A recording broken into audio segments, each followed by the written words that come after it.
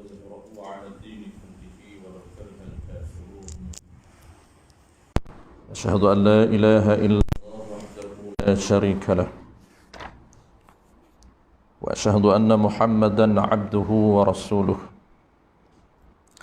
صلوات الله وسلامه على هذا النبي الكريم وإمام المتقين وقائد الدعاة المجاهدين وعلى آله وأصحابه أجمعين. اللهم علمنا ما جهلنا وانفعنا بما علمتنا وجعلنا من المخلصين. وصلى الله على سيدنا محمد وعلى آله وبارك وسلم. Alhamdulillah Rabbil Alamin. Amma ba'da.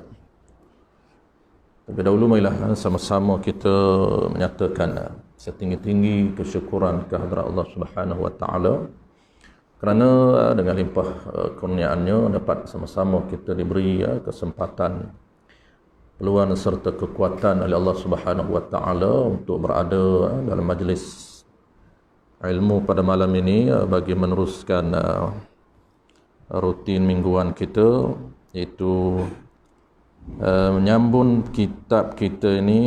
Tajuk dia perbahasan sifat perkata, sifat terakhir, muka surat 19. Muka 19 perenggan dari bawah sekali, iaitu sambungan ciri ketuhanan yang ke-13, iaitu nama dia kalamun ataupun perkata, ataupun berkata-kata.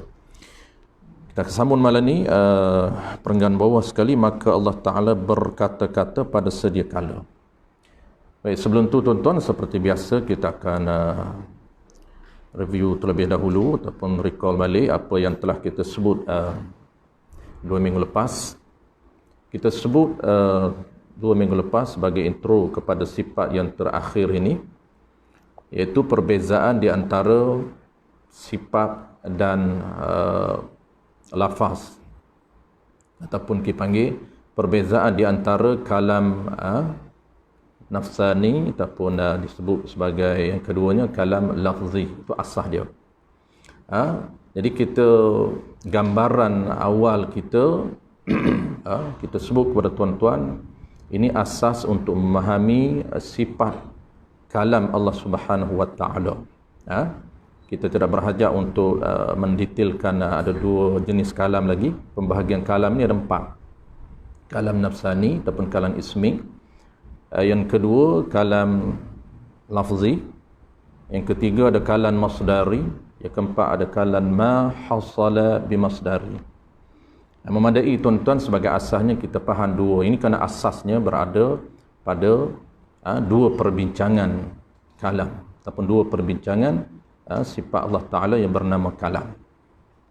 Baik, kita ulang sekali lagi tuan-tuan. Apa yang kita nak apabila kita sebut Allah Subhanahu wa Ta'ala bersifat kalamun. Apabila kita sebut kalam, Allah bersifat dengan kalam, Allah bersifat dengan perkata, dia merujuk kepada apa? Dia merujuk kepada satu sifat yang ada pada zat Allah Subhanahu wa taala. Dan sifat kalam ini kita dah sebut sebelum daripada ni, dia jenis dia tidak ada suara dan huruf. Dengan sifat inilah Allah berkeupayaan untuk berkata-kata. Jadi berkata-kata itu bukan sifat. Itu dipanggil ta'alluq dia. Apabila dia ada sifat, maka sifat itu function dia, fungsi dia, peranan dia, dia boleh berkata-kata. Maka asas dia tuan-tuan, untuk kita faham kalam ini, asas dia kita faham sifat tu apa dia dan kita faham berkata-kata tu apa dia. Simple. Settle lah pemahaman ataupun kepahaman berkaitan dengan sifat yang ke-13 kalam. Kalau kita nak pendetailan lebih, itu lain kalilah, kerana dia akan bertambah rumit lagi apabila kita bahas detailkan kalam. Sebab itulah kalam ini dia antara topik yang menjadi perbahasan di kalangan para ulama, yang menjadi perbezaan dasar beberapa firqah di antara Mu'tazilah dan beberapa firqah lain. Antara asas dia mereka berbeza ni di kalam, bukan saja mereka berbeza di qada dan qadar, tetapi asas utama dia dalam memahami makna kalam. Perbezaan antara Ahlussunnah wal Jamaah dan firqah-firqah lain ataupun Mu'tazilah. Baik, kita ulang sekali lagi tuan-tuan. Apabila kita sebut kalam, Allah Subhanahu wa taala bersifat dengan kalam, maka merujuk kepada sifatun wujudiyatun qaimatun bizatihi ta'ala, satu sifat yang ada pada diri Allah. Sifat ini jenis dia ada dan ada di mana? Di diri Allah Subhanahu wa taala. Dan dengan sifat inilah Allah Subhanahu wa taala mampu ataupun berkeupayaan untuk berkata-kata walaupun Allah belum berkata-kata. Walaupun Allah tak berkata-kata, tetapi dia ada sifat pekata. Bukan kata ketika mana Allah tak berkata-kata, dia ini tidak ada sifat pekata, tidak. Dengan sifat pekata inilah Allah Ta'ala boleh berkata-kata. Ini sama je konsep dengan sifat lain. Baik, sektor yang pertama. Yang kedua tuan-tuan, yang kita kena tahu supaya nak membezakan di antara mana sifat dan mana dia punya samarah ataupun mana dia punya kesan daripada sifat, yang panggil berkata-kata. Berkata-kata itu dipanggil samarah ataupun kesan daripada sifat yang ada di diri Allah Ta'ala. Maka dia boleh berkata-kata. Itu dia panggil berkata-kata. Itu adalah samaratun sifat. Tapi kitanya bahasa simpelnya kita panggil tuan-tuan takluk lah. Itu takluk bahasa mudah. Kalau nak mendetailkan sebenarnya nak paling tepat sekali berkata itu bukan takluk. Tapi simpelnya tuan-tuan tak perlu kita nak memeninkan. Jadi kita bahasa simpel dia kita panggil berkata-kata itu takluk. Nak panggil samarah tu payah tuan-tuan. Dia panggil takluk. Jadi apabila sebut berkata-kata tuan-tuan, dia akan ada suara dan huruf. Dia ada suara dan ada huruf. Sebab itulah dalam intro 2 minggu lepas saya sebut, untuk memahami sifat perkataan yang ada pada Allah Ta'ala ini, kita faham konsep perkata dan perkataan yang ada pada manusia, pada baharu, pada kita. Kita faham konsep umum pada kita ini untuk memudahkan kita faham sifat perkata yang ada pada Allah dan ta'alluq ataupun berkata-kata Allah Subhanahu wa taala. Kita sebut tuan-tuan dalam introduction 2 minggu lepas, kita ini kita ada sifat perkata. Walaupun kita tak berkata-kata, kita tak bercakap, tuan-tuan tak bercakap, tuan-tuan tetap ada sifat perkata. Walaupun tidak ada suara, tak keluar suara daripada mulut lidah kita, tidak ada keluar huruf, tetapi kita ada sifat berkata walaupun kita diam, walaupun kita tidur. Walaupun orang tu gagak, kita sebut 3 jenis kategori manusia. Jenis kategori lafaz. Ada orang yang fasih, ada orang yang keduanya kurang fasih, sama ada kita panggil telur, sama ada kita panggil gagak. Yang ketiganya orang yang tak boleh cakap langsung ataupun bisu. 3 jenis ni tuan-tuan, semuanya ada sifat berkata.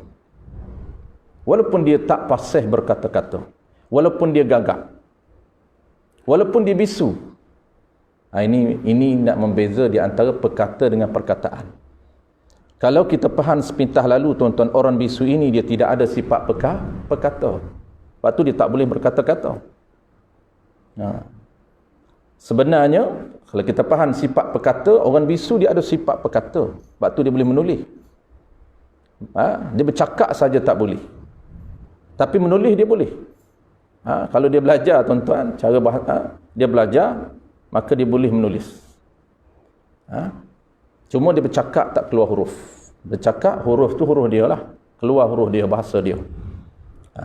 Dia ada sifat berkata. Jadi kita nak faham konsep kita ini, walaupun kategori mana kita berada, tetap kita ada sifat berkata yang ada dalam diri kita. Cuma kita ada keupayaan untuk berkata-kata, cuma kadar prestasi perkataan kita, percakapan kita, itu berdasarkan kepada apa? Kepada pemberian Allah Subhanahu wa taala. Kita ada sifat asal, kemudian kita cerita ini kita dulu, tuan-tuan. Sebab kita nak memahami lafaz, nak membezakan di antara lafaz dengan sifat perkataan, nak membezakan di antara sifat perkataan yang ada pada diri kita, dan yang keduanya ialah kalamul lafzi, perkataan ataupun bahasa kita dipanggil suara dan huruf. Kena beza di situ. Sifat perkata yang ada pada diri kita itu kita faham dulu,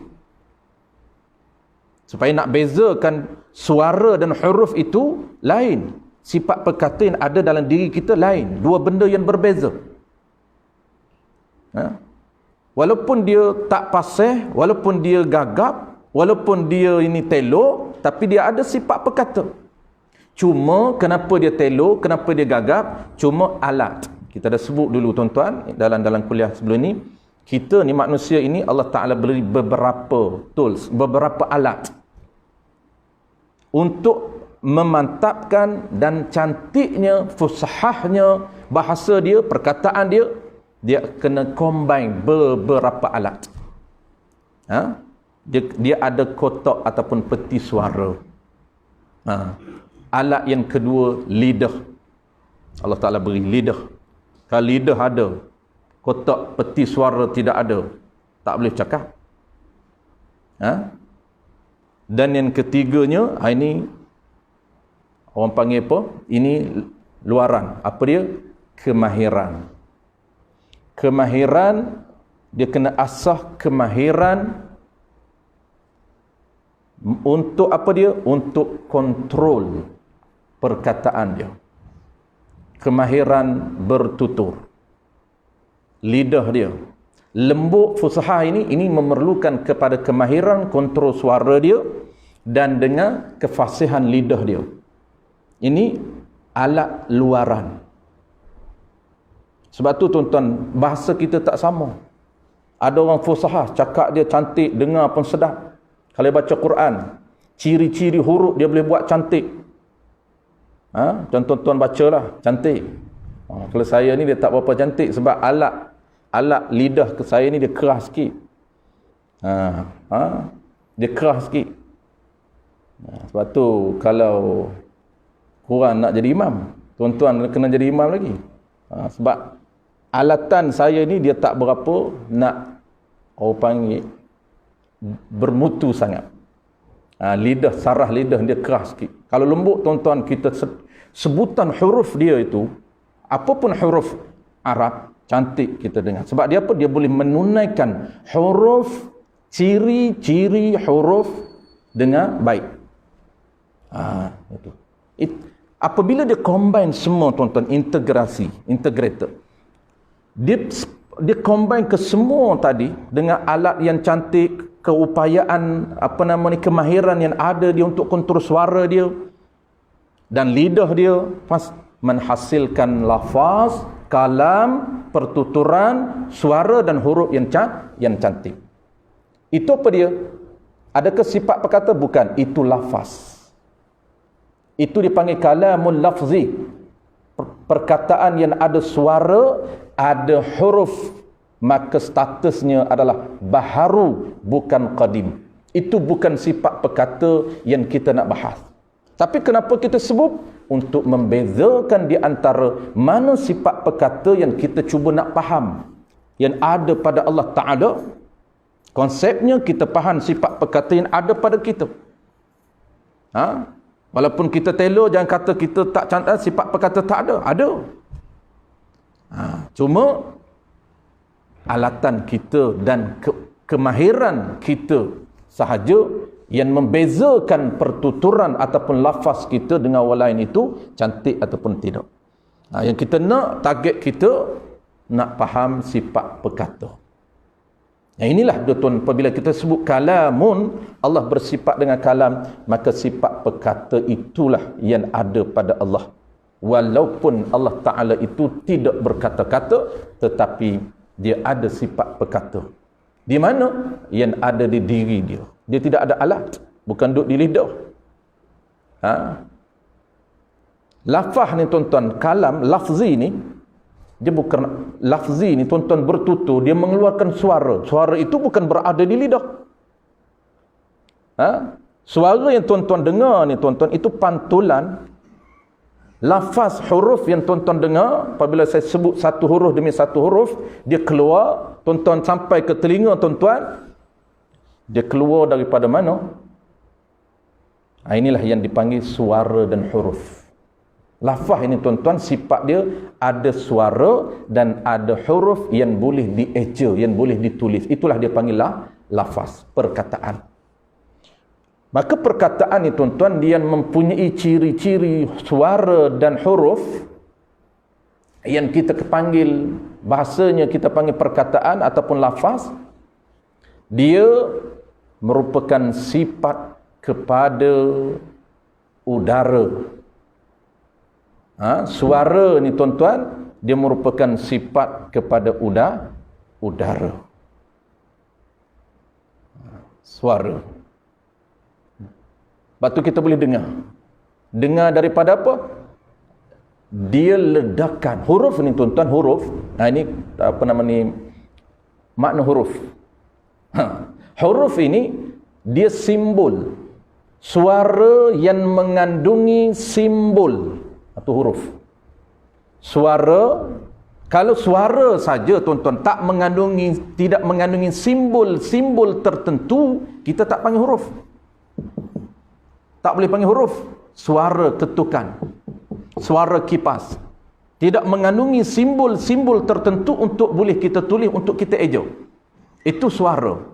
Tapi kalau suara yang kita dengar mengandungi simbol tertentu, maka itulah yang dipanggil huruf. Suara yang mengandungi simbol A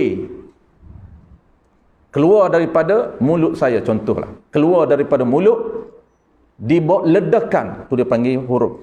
Ledakan, lantunan suara yang keluar daripada peti suara saya ini, saya lantunkan, saya lontarkan, dan dia bergerak melalui gelombang udara ini sehingga sampai ke telinga kita. Sampai ke telinga kita itu mempunyai simbol yang boleh kita tulis. Ada A, ada B, ada S, ada A, ada Y, ada A. Jadi ya. Itulah dia huruf. Itu dipanggil perkataan. Maka perkataan itu statusnya baharu, bukan qadim. Adapun sifat yang kita kata sifat perkata yang ada pada Allah Ta'ala, dia qadim, tidak ada mula, tidak ada permulaan dan tidak ada akhiran, tidak ada awal dan tidak ada akhir. Baik, itu asas dia tuan-tuan. Asas dia kita dah tahu mana sifat perkata, mana kalam lafzi, mana perkataan. Untuk membezakan mana dia kalam Allah dan mana dia takluk bagi kalam ataupun dipanggil perkataan. Itu asas dia. Maka ada tambahan-tambahan lain itu, ada dua lagi tambahan itu. Kita faham di dua ni, insya-Allah yang lain itu sebagai tambahan. Ada dipanggil kalam nafsani ataupun dipanggil hadithun nafsi. Hadithun nafsi tuan-tuan, itu tidak dipanggil sifat perkata. Walaupun dia tidak ada suara dan tidak ada huruf. Kita apabila kita kata tidak ada suara, tidak ada huruf, terus kita kata itulah dia sifat berkata. Tidak lagi. Ada juga yang tidak ada suara, tidak ada huruf. Suara tidak ada, huruf pun tidak ada tuan-tuan. Suara dan huruf ini kalau kita nak elaborate lagi, nak kecilkan lagi, nak kembankan lagi, nak detailkan lagi, dia ada ada khas. Kita tak payahlah kan. Buat habis masa je military ni. Yang penting kita nak faham. Suara tu dia lebih umum, huruf lebih khusus. Kedua-dua tu datang daripada suara. Sebab itulah orang ilmu mantik kata tiap-tiap huruf itu suara, tapi tidak tiap-tiap suara itu huruf. Itu kaedah dia. Umum, khususun, mutlaqun. Umumun wa khususun mutlaqun. Itu kaedah ilmu mantik. Suara itu umum. Kadang-kadang suara datang tidak ada huruf. Tetapi kalau huruf, confirm. Dia mesti ada suara. Mesti ada suara. Konsep inilah yang kita nak faham, nak bawa ke dalam syariat, ilmu fiqh. Sebab tu apabila kita faham konsep ini, dalam ilmu fiqh, implement kita akan cantik, akan bertepatan dengan term syarak. Kita solat, ada 5 rukun perkataan. Kita faham apa perkataan dari segi bahasa. Kita sebut tadi dari segi bahasa. Apa perkataan dari segi bahasa, apa perkataan dari segi syarak.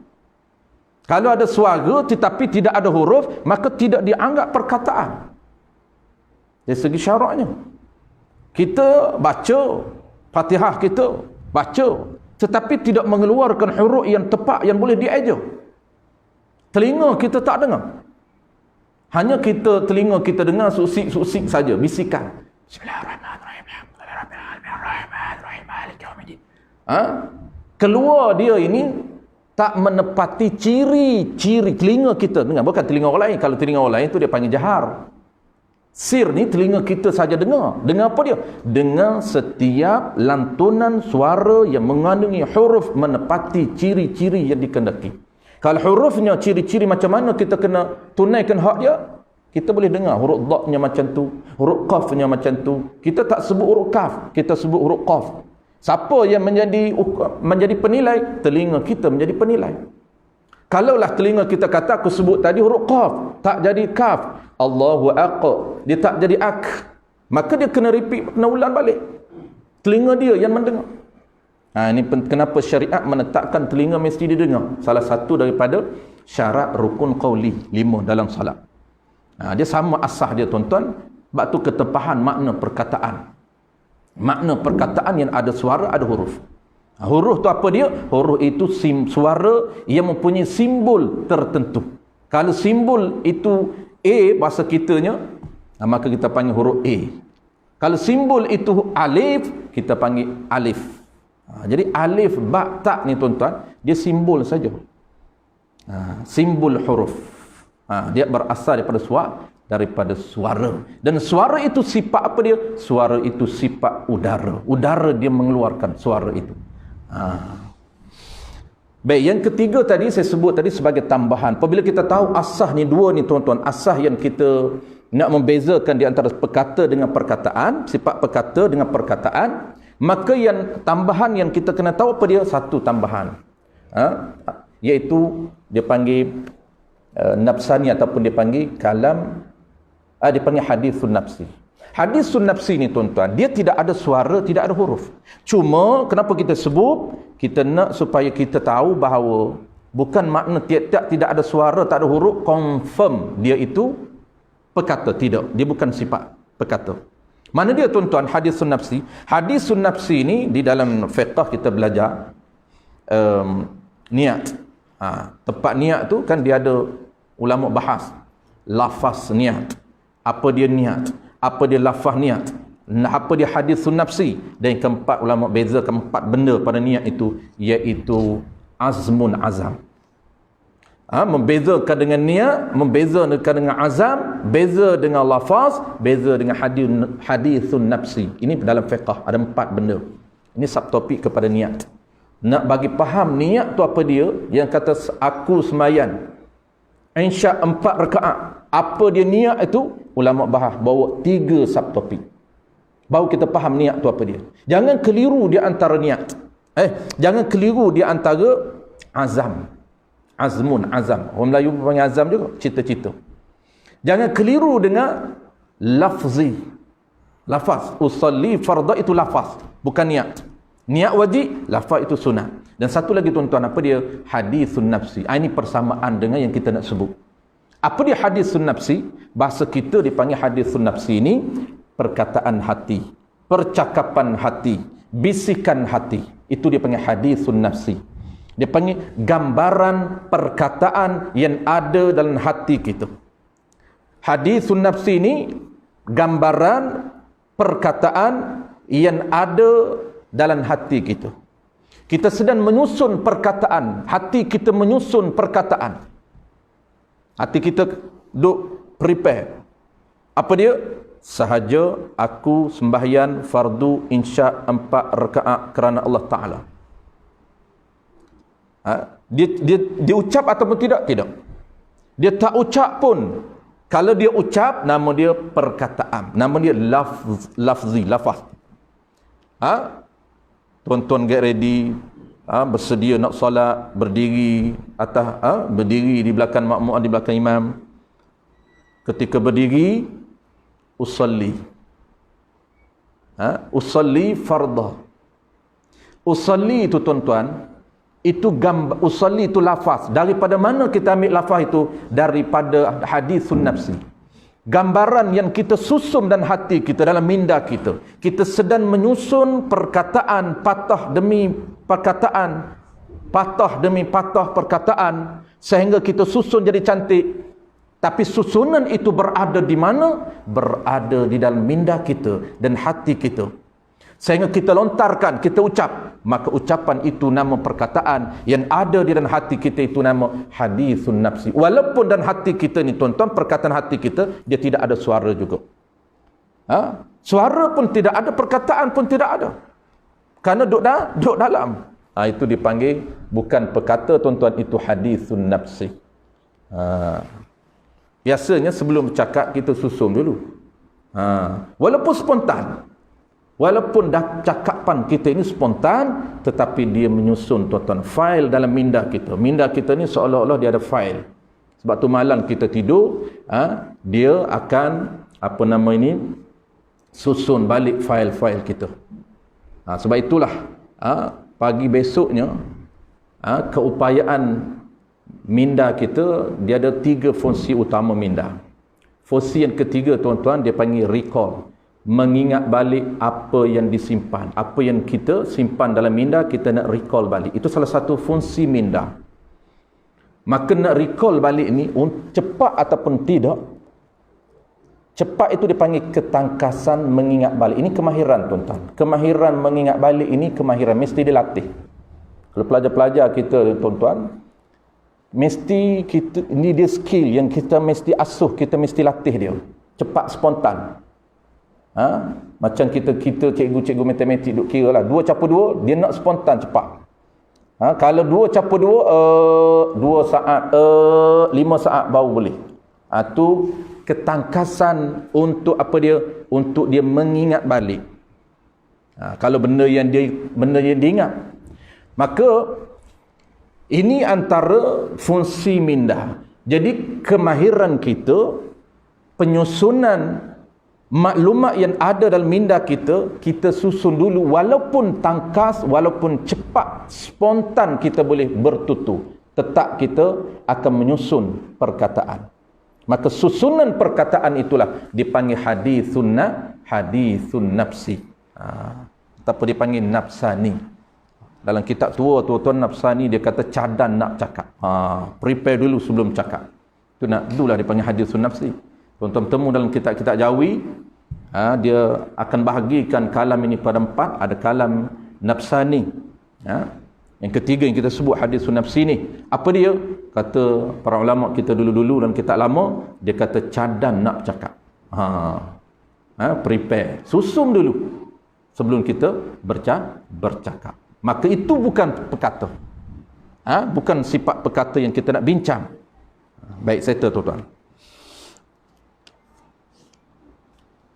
Sambung maka.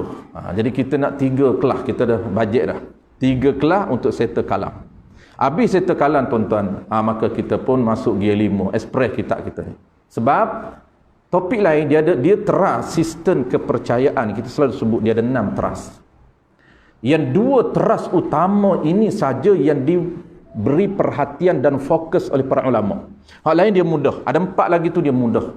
Sebab tu kita pun yang mudah kita baca je. Saya baca tuan-tuan hurai. Ada 4. Dia panggil imam ni tuan-tuan, sistem kepercayaan kepada Tuhan berasaskan, bertunjankan kepada 6 pilar. Pertama apa dia? Trust pertama, percaya kepada ketuhanan. Jadi percaya kepada ketuhanan ini trust yang pertama. Trust pertama tuan-tuan, percaya kepada ketuhanan. Dia ada berapa? dia ada 13. Ini 13, ni ciri ke-13. Dia ada 13 ciri ketuhanan yang berada dalam teras yang pertama. Dia kena semua lengkap. 6 teras mesti lengkap dan mantap kepahaman kita. Barulah dinamakan iman. Itu dipanggil iman, ini bahasa moden dipanggil sistem kepercayaan kita. Pertama, teras pertama settle. Jadi satu kuliah lagi bulan depan ni untuk settlekan teras yang pertama. Masuk teras kedua tuan-tuan. Teras kedua apa dia? Yang agak detail. Teras kedua ialah sistem kepercayaan kepada Nabi. Ada 9 ciri. 13 ataupun 20 campur 9. 20 campur 20, ini angka. 20 campur 20 campur 1 campur 9. Maka ciri itu 20 campur 20 campur 1 campur 9 itu tuan-tuan, itulah ciri yang berada pada ataupun dalam kalimah la ilaha illallah. Dia dua terah itu mengandung kandungan la ilaha illallah. Kandungan apa dia? Kandungan dua teras utama dalam sistem kepercayaan kita. Yang lain 4 lagi mudah. 4 lagi apa? Kepercayaan kepada malaikah mudah. Kepercayaan kepada kitab mudah. Kepercayaan kepada hari akhirat mudah. Yang keempatnya kepercayaan kepada qada dan qadar. Itulah antara kena detailkan sedikit. Qada apa dia, qadar apa dia. Lepas tu insya-Allah saya bajet kalam ini dia ada 3 kuliah. Minggu depan ataupun awal Ogos ini kita akan settlekan kuliah yang terakhir dalam kalam. Maka terus kepada tajuk topik lain kita akan ekspreskan. Sebab kita nak khatam kitab. Bila khatam kitab tamat awal, dapatlah ijazah, tak payah sambung dah. Itu nak cepat tu, nak ekspres tu. Tajuk lain pula tukar, baru dia ada pembaharuan. Asyik orang sama je kan, tukar kitab tu ustaz ni juga, tukar kitab tu ustaz ni, cari ustaz lain pula. Tu nak ekspres tu.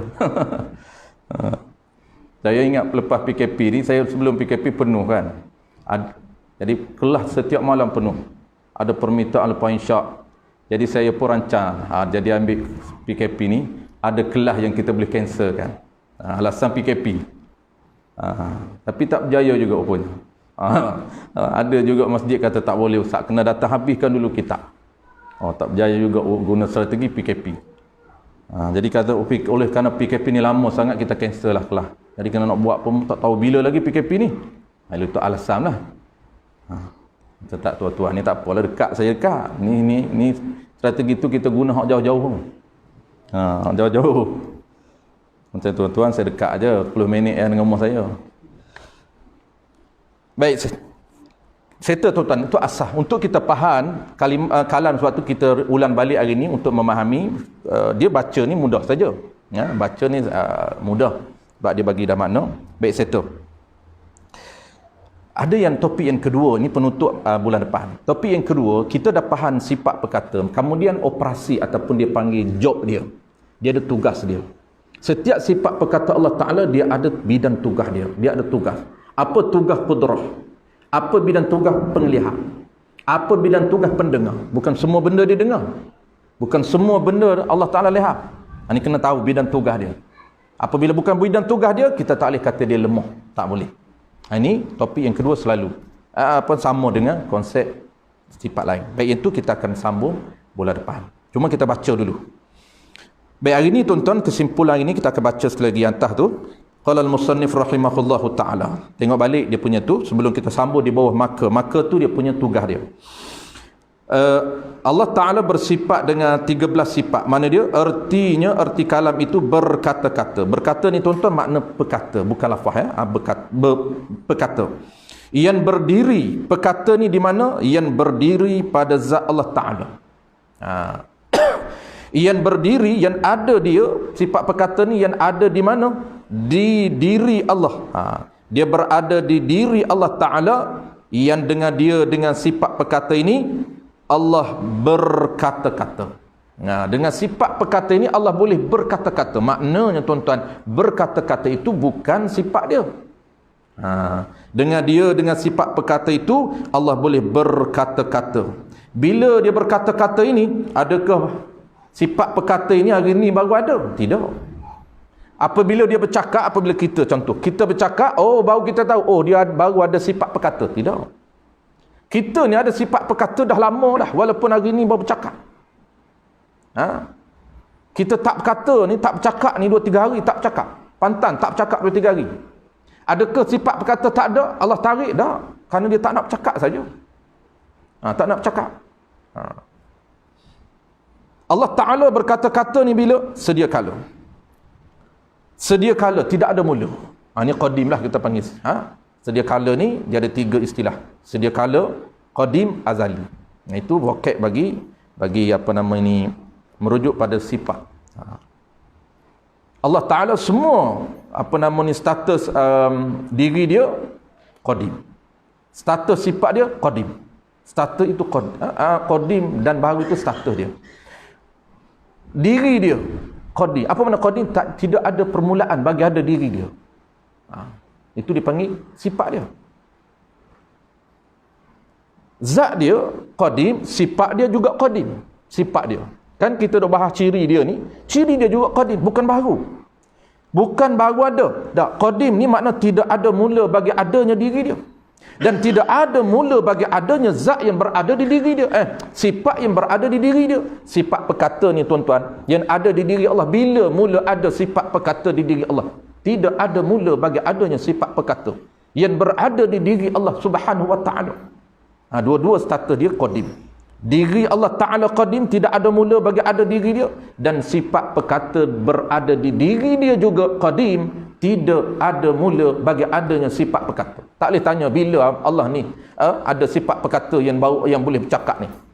Boleh bercakap ni, Allah boleh berkata-kata ni baru je. Sifat perkata bila? Sifat perkata tu qadim. Tak, yang hadisnya perkataan. Macam saya tuan-tuan dengar malam ni baru bercakap malam ni. Status hak saya bercakap malam ni baru. Kenapa? Baru bertutup. Perkata yang ada pada saya lama dah. Tapi tidak qadim lah. Kerana kita pun bukan barang qadim, bukan barang antik. Qadim ni antik lah. Lama. Bahasa Arabnya qadim ni lama lah. Sayyaratun qadimah. Kereta lama. Itu bahasa Arab, tapi kita ini dari segi istilah. Qadim tidak ada mula. Lama-lama tu bukan ada masa. Bukan ada mula, tidak ada mula. Baik. Sifat perkata Allah Ta'ala itu sedia kala dan sentiasa. Sentiasa ada, walaupun Allah Ta'ala tak berkata-kata. Ada sentiasa, sifat perkata di Allah ni dia sentiasa ada. Dia tak seperti perkataan. Perkataan saya ni tuan-tuan, saya bercakap, kemudian saya berhenti. Saya mula balik, saya berhenti. Dia ada on off, dia ada mula berhenti, mula berhenti. Itu perkataan. Waktu dia status dia baru. Tetapi perkata ni dia sedia. Sifat perkata saya ni tuan-tuan sedia. Ada daripada dulu dan sehingga sampai mati. Tu kita. Konsep kitanya sampai mati ada sifat perkata. Allah Ta'ala ni dia ada qadim, tidak ada mula dan sentiasa ada sampai bila-bila. Sifat perkata di diri dia tu sentiasa ada sampai bila? Sampai bila-bila. Bukan ada limit. Bukan ada apa nama ni, ada expire. Tidak ada. Itu dipanggil baqa. Tu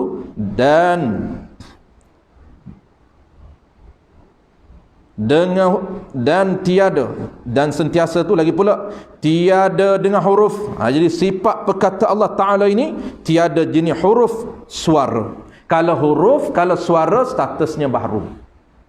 Tetapi sifat perkata ini dia tidak ada huruf dan tidak ada suara, dan tiada permulaan dan tiada kesudahan. Dia tidak ada mula dan tidak ada kesudahan, yakni bukan dimula berkata-kata tiap-tiap sesuatu perkataannya, kemudian diam, dan tiada dahulu, kemudian berkata-kata itu, dan tiada menyerupai dengan segala yang baharu. Dia tidak serupa. Ini dia punya ciri mukhalafah. Ciri mukhalafah ni tuan-tuan, dia implement semua ciri. Dia bukan mukhalafah tu diri Allah saja. Sifat pun sama. Sifat Allah Ta'ala dia mukhalafah, dia tak sama dengan sifat baru, dia tak sama dengan ciri yang ada pada baru, tak sama. Dan tiada dahulu kemudian berkata-kata, dan tiada menyerupai dengan segala yang baru sekali-kali berkata-kata Allah Ta'ala itu. Allah Ta'ala berkata-kata tak sama dengan kita berkata-kata, dia tak serupa. Baik, last. Yang last ni tuan-tuan, dari topik baru kita akan ulang balik. Kita baca malam ni sebagai apa panggil gambaran awal. Kemudian minggu depan, 2 minggu lagi kita akan ulang balik. Kerana 2 minggu lagi kita penutup kepada kalam. Baik, apa dia ni tuan-tuan? Ini masuk tajuk bidan tugas perkata. Apabila sebut bidan tugas tuan-tuan, dia ada 3 saja. Umumnya ada 3. Perkara yang wajib, perkara yang harus, perkara wajib, perkara mustahil, perkara harus. 3 tu saja. Qudrah Allah Ta'ala, apa yang dia buat. Allah bersifat dengan qudrah. Dia menjadikan suara kita menjadi suara itu sifat qudrah, bukan sifat perkata. Itu lain. Allah Ta'ala menjadikan apabila dia ada sifat perkata, apa bidan tugas sifat apabila Allah Ta'ala ada qudrah, ada perkuasa, apa bidan tugas dia? Dia akan menjadikan, mengadakan tiap-tiap perkara yang mungkin, tiap-tiap perkara yang harus dia buat. Itu bidan tugas dia. Dia ada 3 perkara. Perkara yang wajib, perkara wajib yang kita dah bahas dalam teori, dia dalam sifir rukun akal awal dulu. Sifir rukun akal, wajib bagi akal, mustahil bagi akal, harus bagi akal. 3 benda ini digunakan dalam semua ciri. Allah Ta'ala ni tuan-tuan, dia akan melakukan, mengada dan mengadankan benda yang harus saja. 2 benda lagi bukan bidang tugas dia. Dia